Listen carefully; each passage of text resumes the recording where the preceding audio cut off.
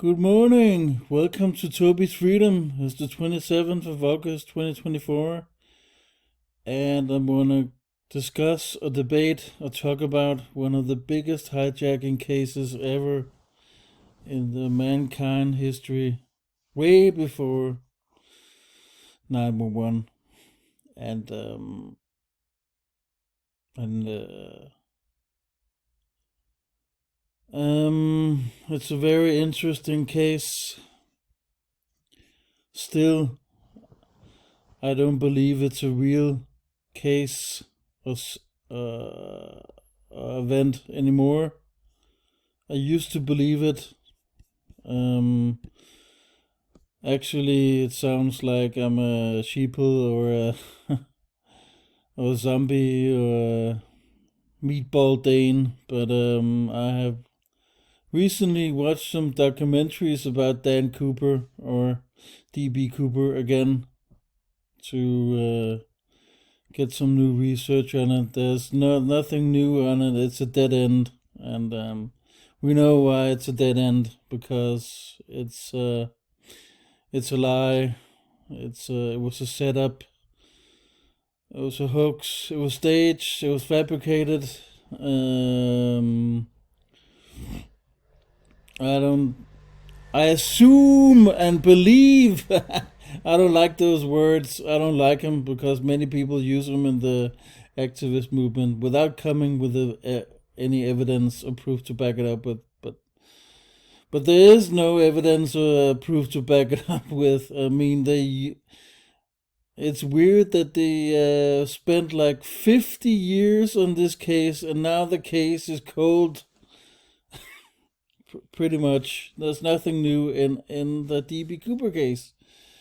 And it's very fascinating because this guy, DB Cooper, I would call him controlled opposition. He's playing the part of an anti hero, screwing the system, hijacking an airplane by himself. It sounds like James Bond or Jason Bourne,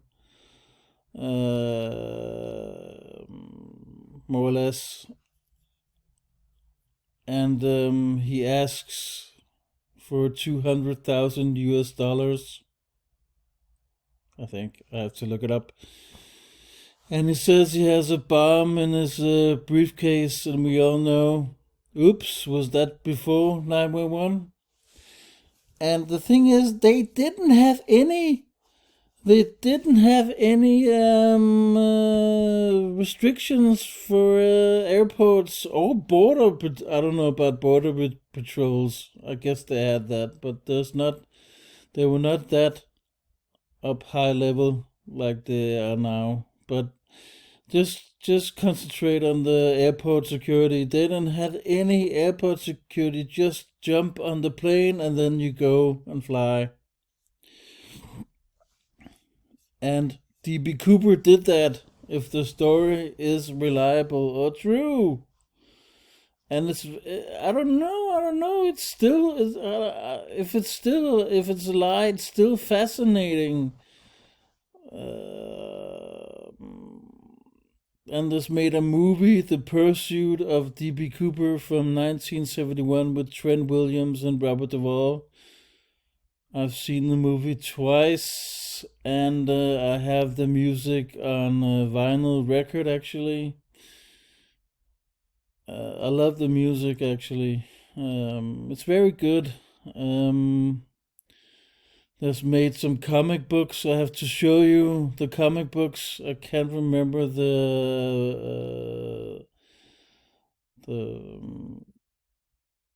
what do you call it? The comic book author. I can't remember his name. I have to look it up again. I forgot it. Excuse me. I can't remember everything. Um, he's a big folklore hero in the Western culture, and especially in the States. I think he's become well known in Europe now. Some more and more people know the story about DB Cooper. There's a documentary on DR actually. I've seen all the documentaries now. I don't have to watch them again actually. I'm just waiting for a critical and skeptical documentary where they say it was a lie, and that's what I'm waiting for. It's funny how all these FBI and CIA agents are laughing their butts off. They're smiling and grinning, and you know the story. You know it. Um, and like I said before, in the hoax lie list, I've never seen a terror attack with my own eyes, and this is not a terror attack. It's mm, yeah. You can call that.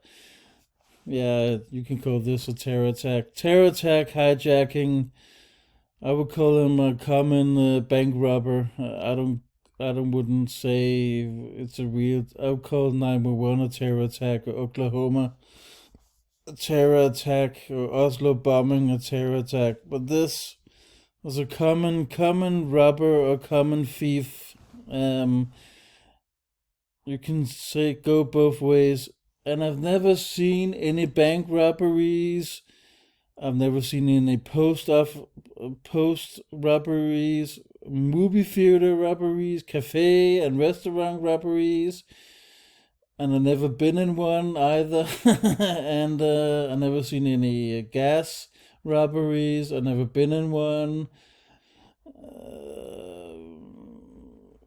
I've never seen a real robbery in my fucking life, and I've never been in one. So you get the message. I don't believe in this. I believe DB Cooper was a planted person. Maybe he doesn't even exist, and the documentary goes about all these suspected persons, and the last guy, the question, he died actually some years ago. It's ridiculous and stupid, and there's two of the guys I have to show you the suspects. There's two of the guys. One of them is McCoy, and Rick Strack. Rick Strack, I think his name is.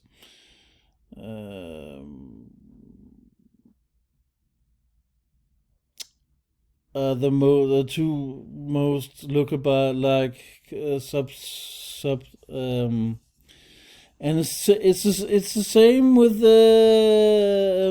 another story, the escape from Alcatraz. These two cases are like one of they are not been they're still open, but the cases are cold, and there's no new evidence to it, and we know why, because it's a lie. So um let's see here. I don't want to read the whole thing, but I'm gonna read some of it. But DB Cooper, also known as Dan Cooper, and there was a comic book, a Canadian comic book. I have to show you that. That's not the comic book I wanted to show you, but there is a comic book character where there's one of the albums that shows the hijacking case with DB Cooper. And we all know, everybody, that movies, TV shows, books, comic books, I don't know about paintings, but music and magazines and predict, probably, supposedly, theory. It's a theory that they predict the future. So, they predicted the hijacking case. Who hijacked Northwestern Orient Airlines Flight 305 Boeing 727 aircraft in the United States airspace in November 24, 1971, and that was on Thanksgiving, actually. One of the odds of that, Thanksgiving, during the flight from Portland, Oregon to Seattle, Washington, so it's not a long flight. The hijacker told the flight attendant that he had a bomb, demanded 2,100 in ransom, quickly approximately 1,000, 15,000, 1,500,000 in 2024, and requested for four parachutes open landed in Seattle.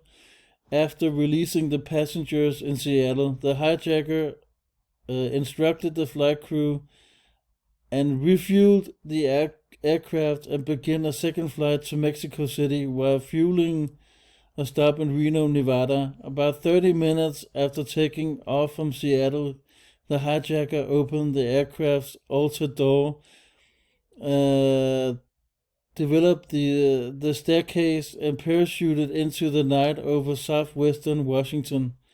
The hijacker has never been identified conclusively. The hijacker identified himself as Dan Cooper to buy his one-way ticket in Portland, Oregon, but the reporter, confused with the name and the other hijacker, became suspiciously as D.B. Cooper, and it's like up in your face, Dale Cooper, Twin Peaks, Kyle MacLachlan. He has been in Desperate Housewives and Flintstones and Dune, and he's been in a lot of movies. Did I say Showgirls? He's in Showgirls also. He plays the federal agent Dale Cooper. Dale Cooper.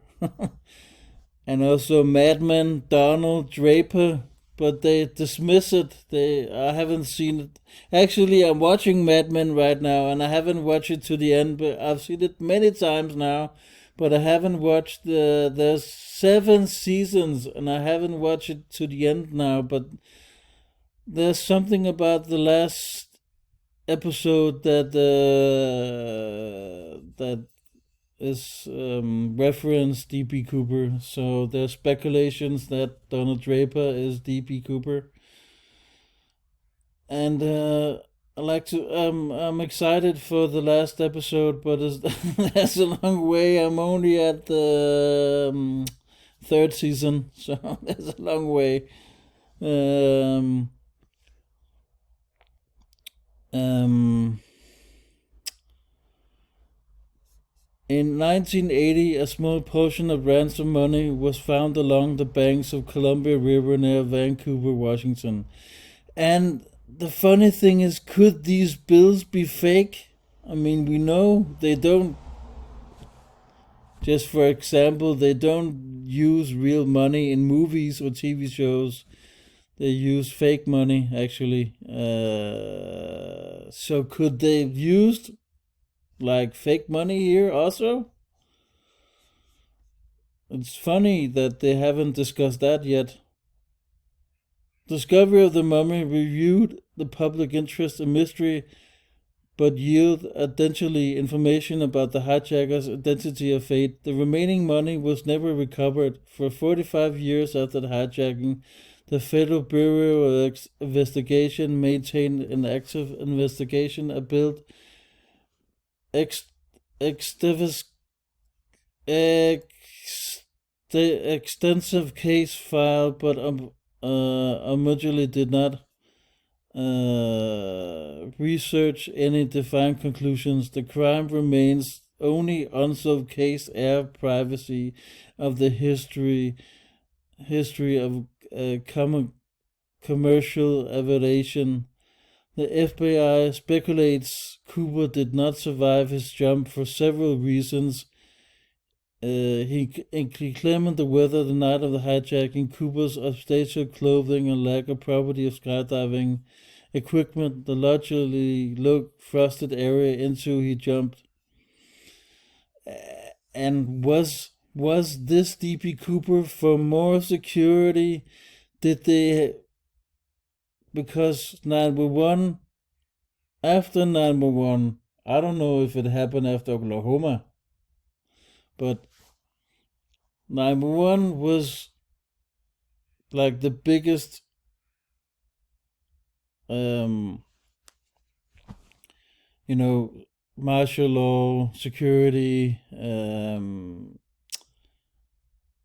in airports, and border patrol also. It was the biggest. I don't know if this started up with the security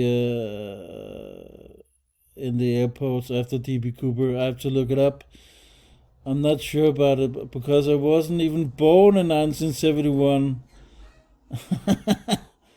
It's 50 years ago, and the funny thing is, if DB Cooper is alive, he would be in his 80s or 90s, and that's the same with Alcatraz. They also, if they were alive, the Ang Lee brothers and Frank Morris, they would also be in their 80s or 90s. So I don't think DB Cooper, if the case is real, I don't think he's alive. And also the Ang Lee and they're dead. They are supposedly dead for sure, for sure. Um, and he jumped out of the parachute, and nobody found his body and his parachute. And animals didn't eat him, and and nobody. Come on, it's so sensational.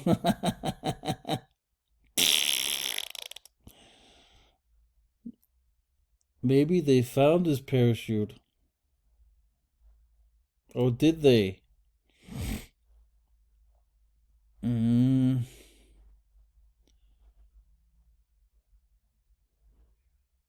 let's read some more. In the 1980s, small portion of ransom money was found along the banks of Columbia River, Vancouver, Washington. Discovery of the money renewed the public interest in the mystery, but yield no additional information about the hijackers' entity or fate, and the remaining money was never recovered.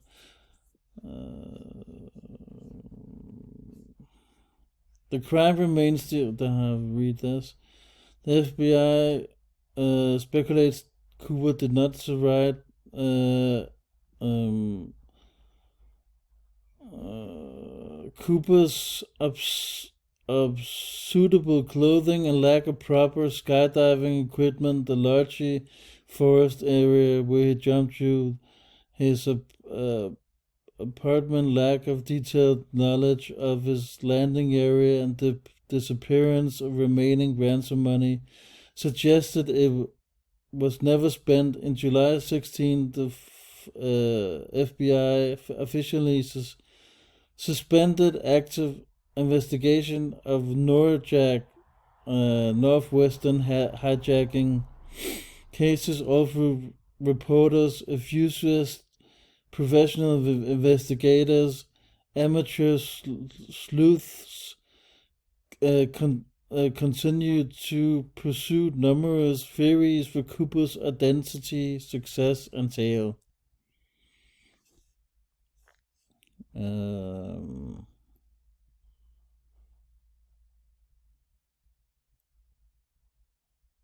Let's look at the suspects.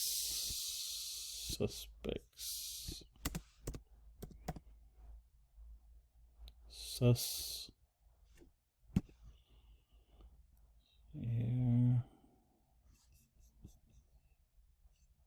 Rob Rackstraw. His name is Rob Rackstraw. He is one of the guys.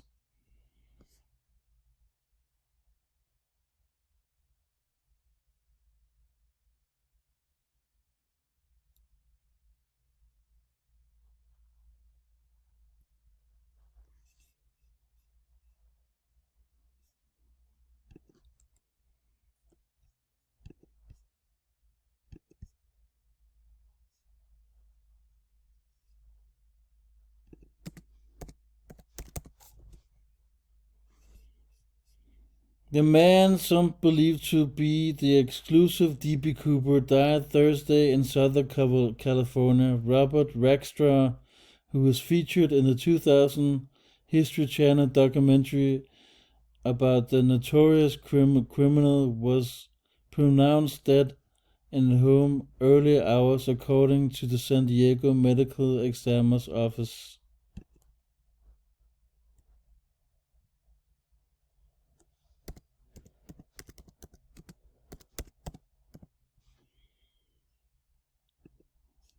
This is the guy. There was another guy with the same name, an actor, a voice actor. That was pretty weird.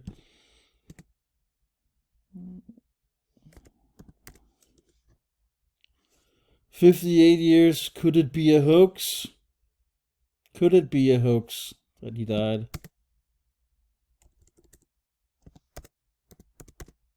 Cause of death. Well, should it be fiction or should it be fact? That's primarily up to the American people someday that it comes out. Rackstraw died of heart disease on July the 29th. Prior to his death, he continued to deny being Cooper and revealed he had lost some boat repair business due to Colbert's claim. And here is Robert Rackstraw. Does he look like DB Cooper? There's also this guy, McCoy.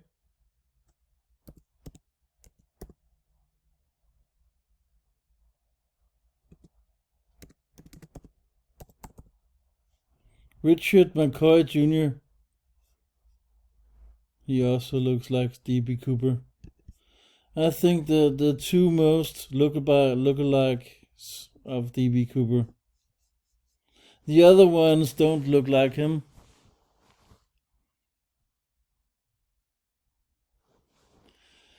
And just like the Wild Wild West and the gangster period, the Wild Wild West with I know it's different history, I know it's different people and stories and all that, but it's the same thing. I will give you hints and lacks of knowledge and my perspective on it, but all these myths and with Buffalo Bill and Jesse James, Clamarity James, Raging Bull, Billy the Kid,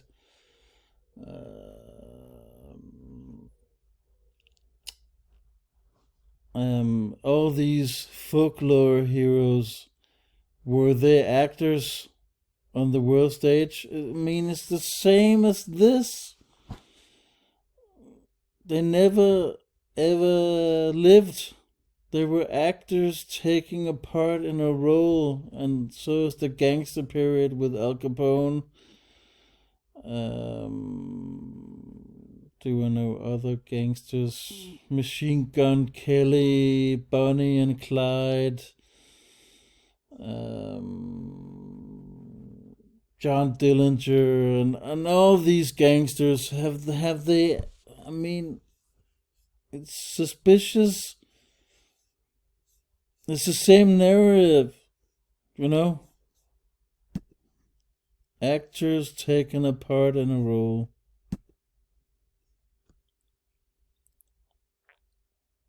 I know actors as movies and TV shows, but crisis actors, kriseskuespillere.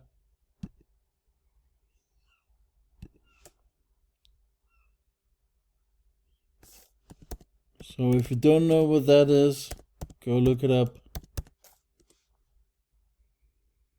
Crisis actors are claimed to, in this context, to play a part of bystanders or witnesses, emergency response personnel with an aid of stage makeup, wounded victims of attack, Advocates of the conspiracy theory include Alex Jones outlets such as True Pundit. Patsies, they are patsies, patsies. And 50 years old is very young to die of a heart disease. And we all know another lack of truth, and it's nothing to do with this either, that people who died of a heart attack, famous people, celebrities, influencers who died of a heart attack, don't supposedly not die of a heart attack. It's a fear of state, bad frequencies for getting the public or masses afraid of themselves. Oh, now I have to look out for myself. Maybe I could get a heart attack. Maybe I should go on a diet. Oh my God, I'm gonna die tomorrow. And and people look for inspiration. I don't think these people die of a heart attack. The only heart attack of a famous guy I can remember right now is John Candy, and the actor. He died in his bed. He never woke up. He got a heart attack when he was sleeping. Yeah, he was overweight.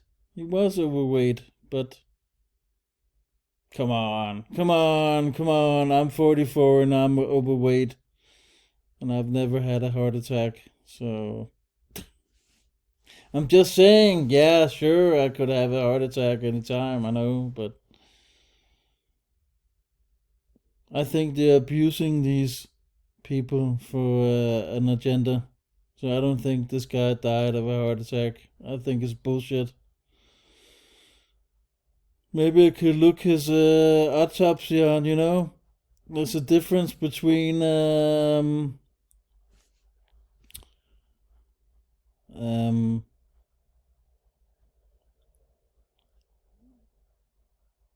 the healthcare system in the States and Canada and Denmark. Denmark autopsies are not allowed out in the open. And the good thing about the government or the healthcare system in the States and Canada is that they put their autopsies out in the open so people can read it. But in Denmark, they're closed. They're very closed, and you have to look for it. You have to get access to the documents or the autopsies, and that's kind of crazy. And that's why they can lie up in our face 24/7, and people do nothing about it. And what can you do about it? It's a political. It's all political. So you know, I should be worried about my own body. But I'm just saying, heart attacks and viruses and cancer and AIDS. I mean, they use. I know it's nothing to do about the DB Cooper case, but they're using sickness for getting people in a state of fear. Sounds silly. Also, I can tell you this politician, Søren Pape Poulsen. He was only 52 and he died of a heart attack. A famous politician in Denmark he was a right winger. He died half a year ago of a heart attack, 52 years old. I mean, do we know if these cases are true or not? I'm just saying. It's nothing to do about the DB Cooper case. I, of course, it's good to be healthy and plan ahead and live longer. I like to do that. I'm not ready to die yet. I like living. Life is very interesting, ever.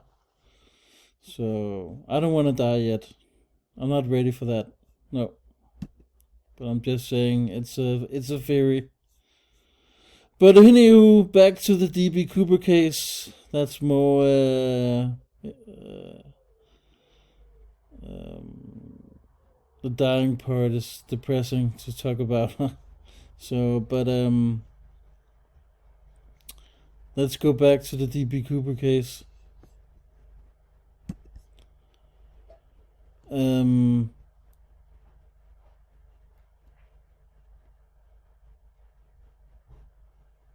I mean, hijackers and terrorists don't exist. They don't exist. And we all know that. I know my family watches my videos. I know my parents don't watch my videos, but I think my siblings and my nephew is watching my videos. So if you're not open to this, please don't watch my videos, because it's, and I'm talking general conspiracy talking or truth or research is very, very negative, and it's not easy to go there, and it's not easy being a awake person. People don't understand it. Many dismiss it because they want to live, just want to live their normal daily day-to life, and it's not easy to talk about. So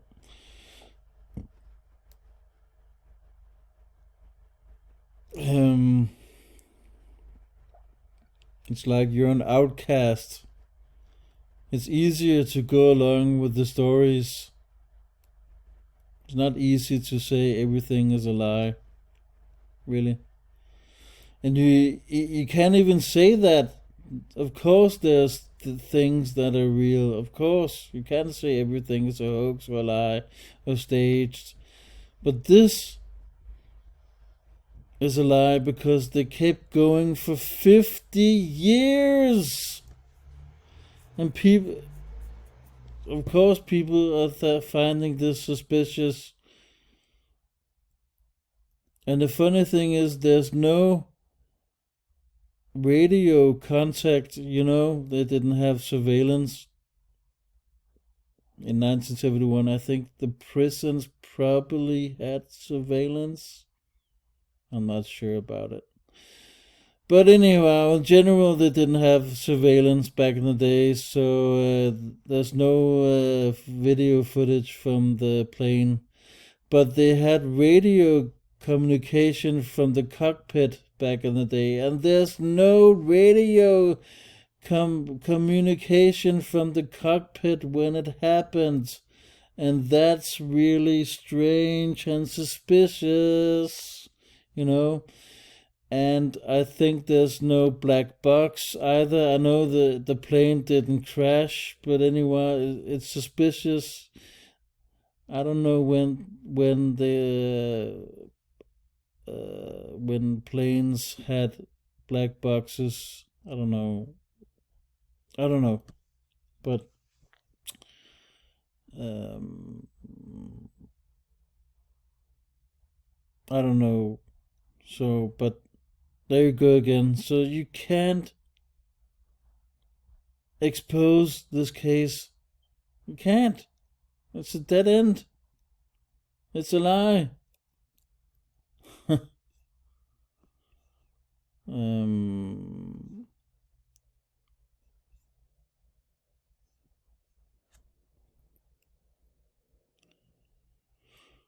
let's see here.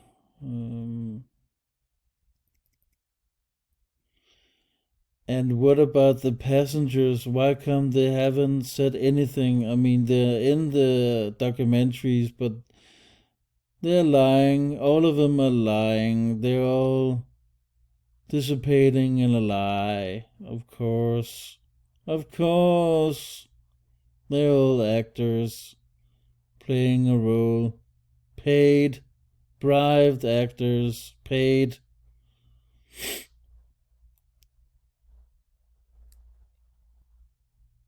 Um, let's read about the passengers. Around 5:24 PST, Captain Scott was informed that the parachutes had been delivered to the airport, notified Cooper that they would land soon. At 5:46 PST, Flight 305 landed at the Seattle-Tacoma Airport. With Cooper's permission, parked the aircraft particularly a runway away from the main terminal. Cooper demanded that the only representative of the airline approach the plane with the parachutes and the money, only entrance and exit through the aircraft's front door via mobile air stairs. Northwestern Orient Seattle operations manager A.I. Lee was assigned to the career to avoid the possibility that Cooper might mistake Lee's airline uniform to a law enforcement officer. He changed into civilian clothes for the task, with the passengers remaining seated. A ground crew attended the mobile staircase. Per Cooper's directive, Monclar extended aircraft through the front door, retrieved the ransom money. When she returned, she carried the money back past the seated passengers to the Cooper's last row. And you can say this, you can call it, what can you call it? Because nobody died here and they haven't found the suspects, so I don't know if you can call it. There's no charity in here and there's no donations, but there's no insurance. Is there assurance fraud or assurance scam? I don't know. You can't say that because they never found his body. I don't know. This is a tough one. But there's some kind of a bribery with the passengers and the crew, for sure.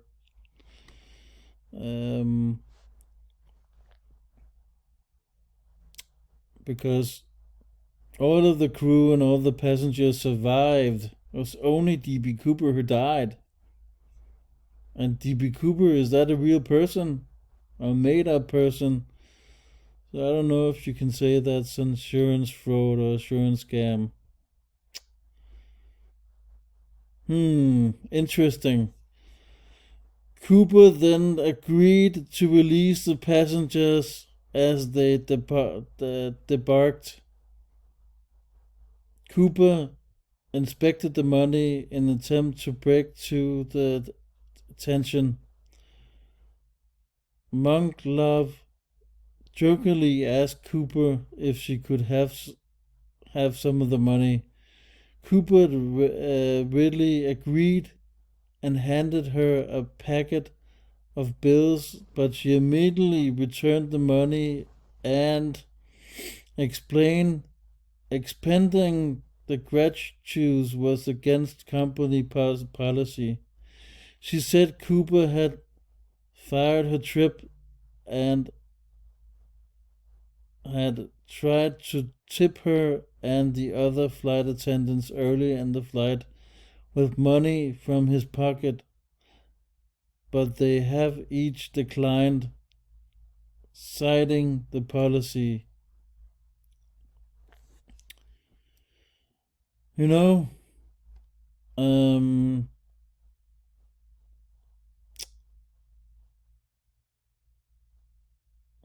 can't find the words right now.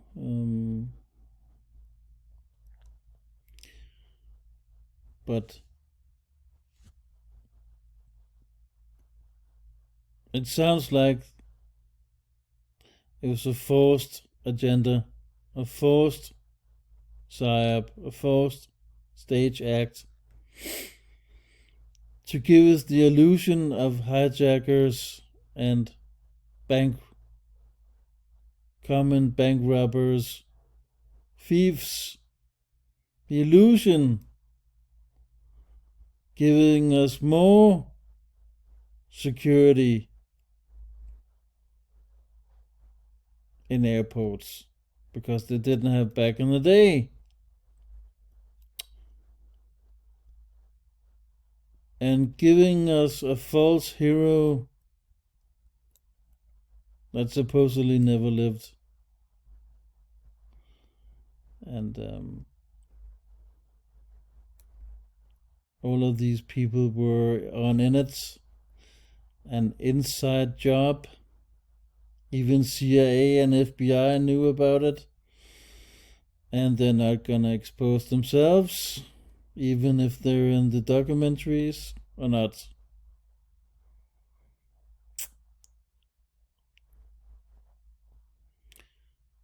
And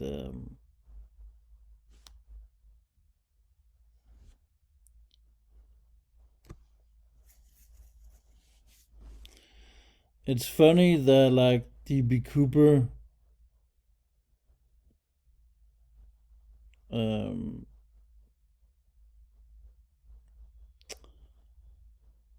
there's no information of where he came from.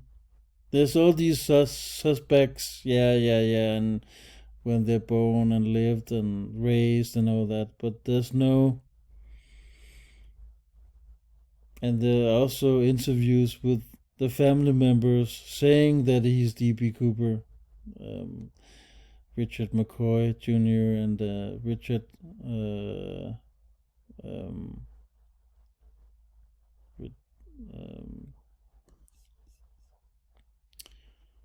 His name. Robert Rackstraw. There's a lot of interviews, but there's no statements from parents actually. Really strange.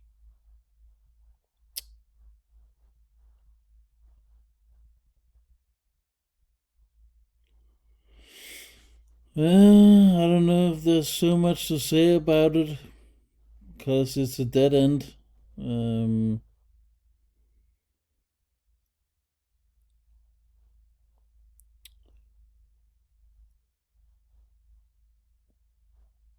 you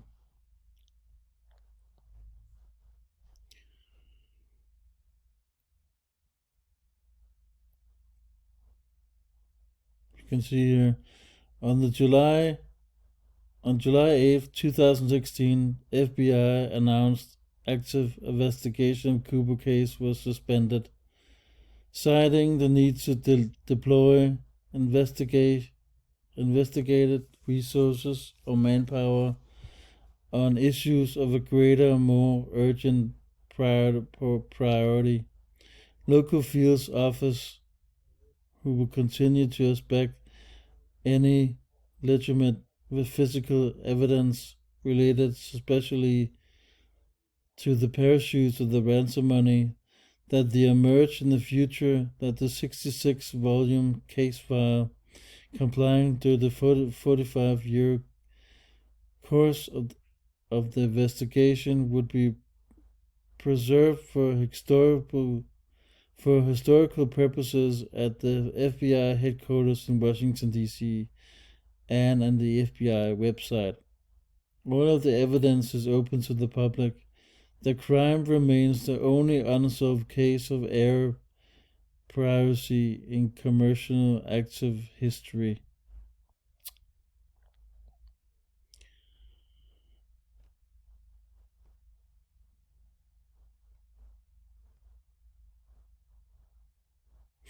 Here's about the parachutes.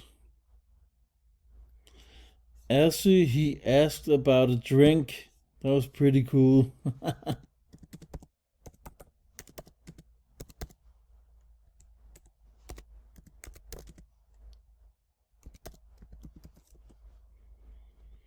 He ordered drink, bourbon, and soda while flying.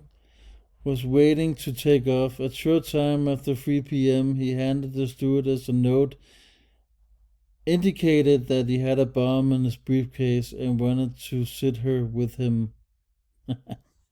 Bourbon and soda. Yeah, right.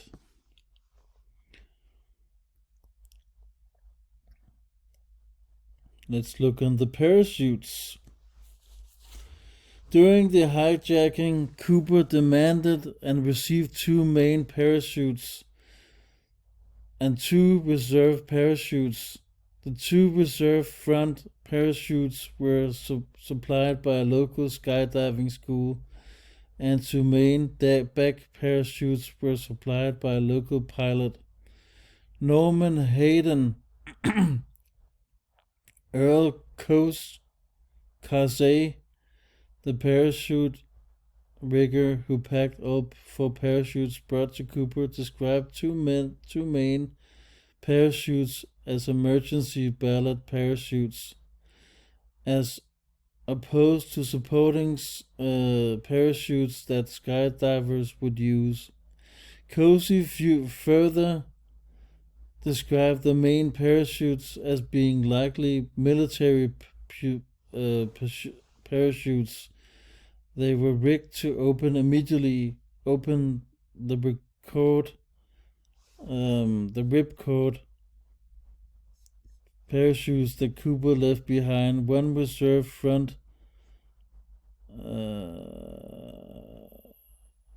parachute and the 1 main back parachute. The reserve parachute had been open and 3 chute lines had been cut out, but the parachute left behind was still intact.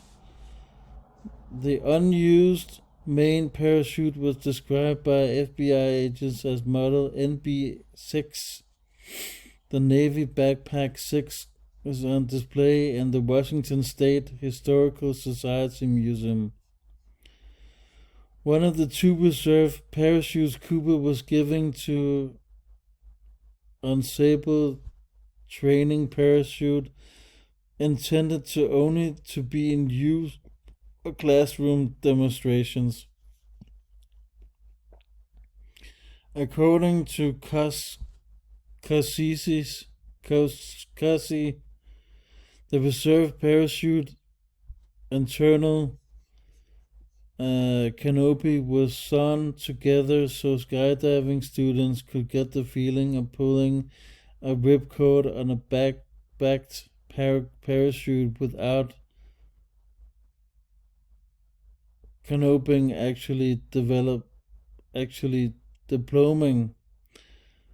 This non-functional reserve parachute was not found in the aircraft when they landed in Reno, causing FBI agents to speculate that Cooper was not experienced parachutist, because someone with the experience would have realized that this reserve parachute was a dummy parachute.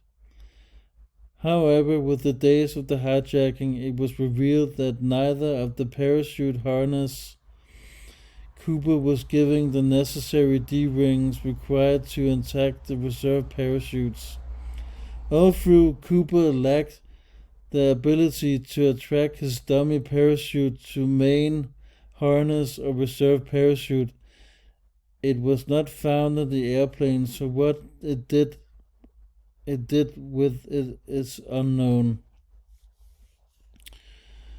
Casey speculated that Cooper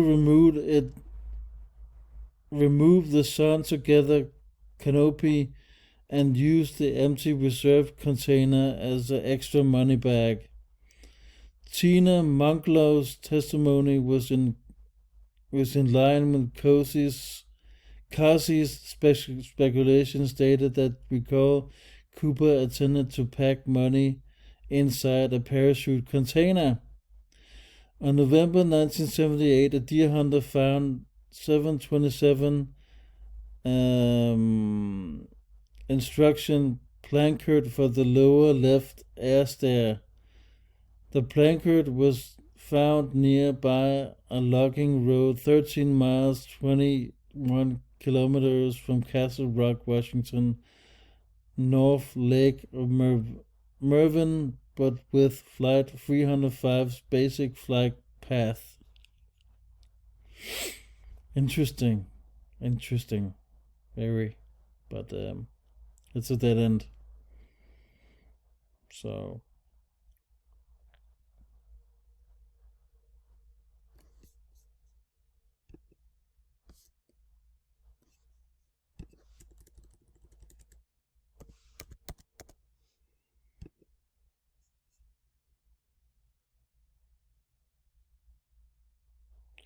investigation and detention to the 66 ladder fingerprints aboard the airliner. FBI agents recovered Cooper's back clip on tie clip, 2 of the 4 parachutes, one of which have been opened, and the 3 surround lines cut out of the canopy.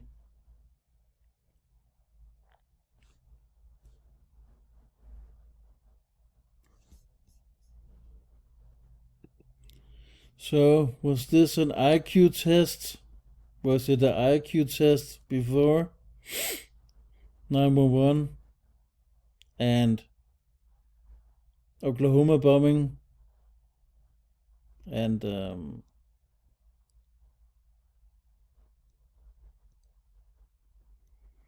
forgiving the people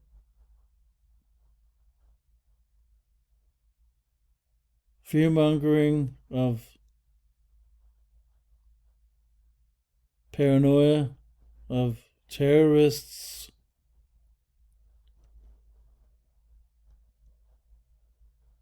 way before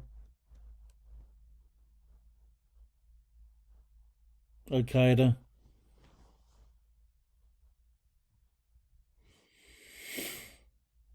It was an inside job, DB Cooper.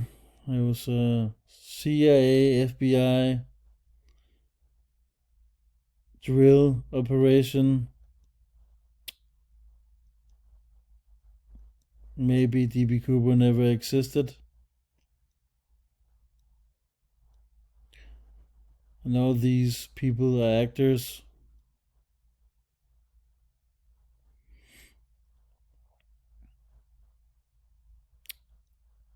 The investigation cost like the $200,000 that he asked for or got were supposedly used to the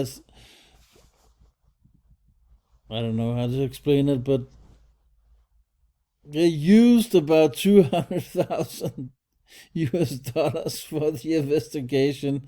So the investigation cost like the ransom he asked for,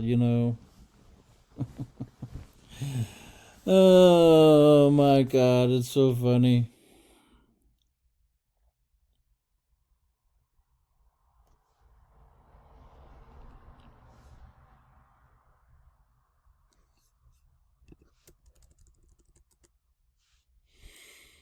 Or ransom he asked for 200,000.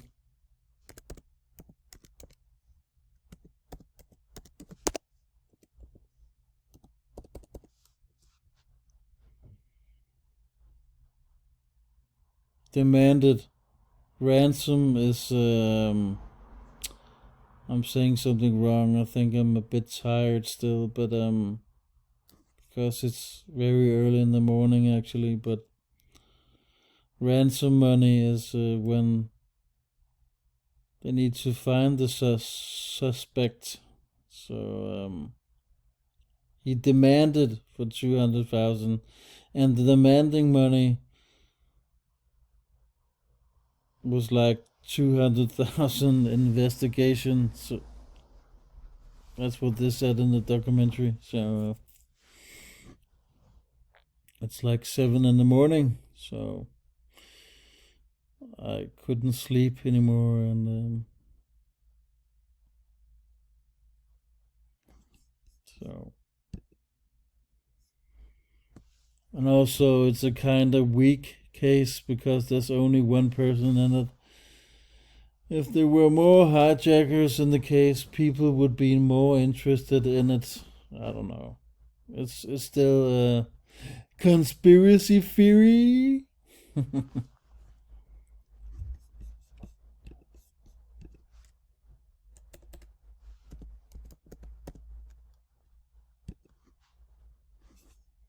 The Secret History of D.B. Cooper. I have this. Actually, I have it. Brian Kurt Schiller. What's his name? And then we have Dan Cooper Comics.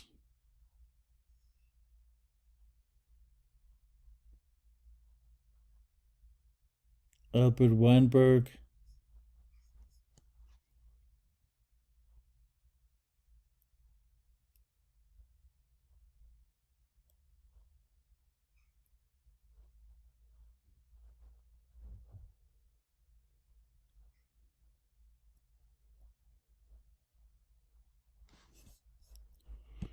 And then we have the movie.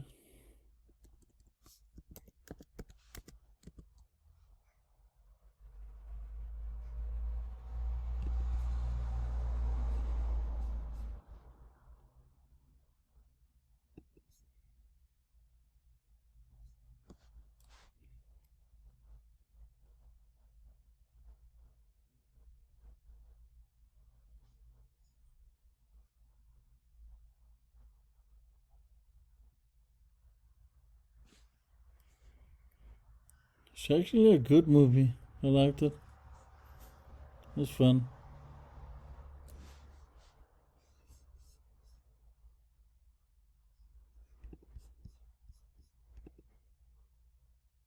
Trent Williams died last year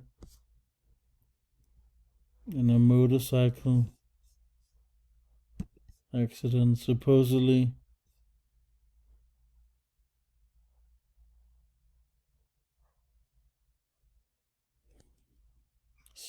71 years old.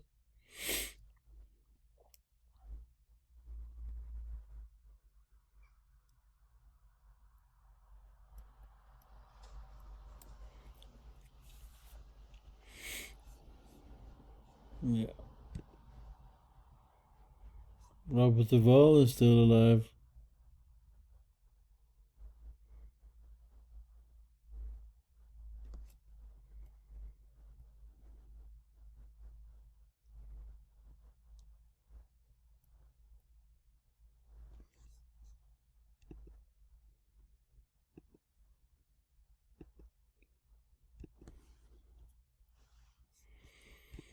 So, and here's the documentary, one of them.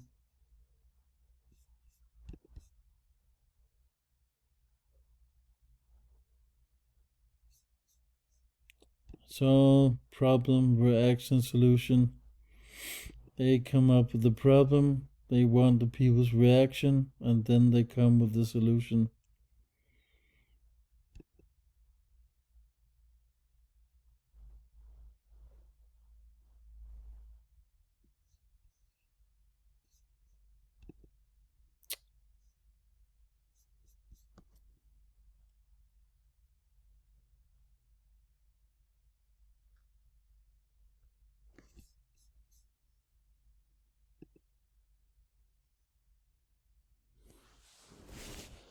So there's no autopsy on him. There's no graveside. Only on these supposedly actors. So it's a dead end.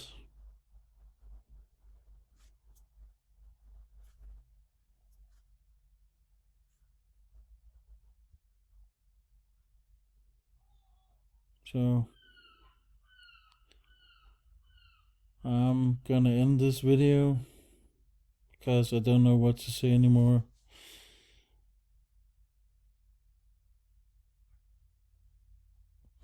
Take care. See you in the next one.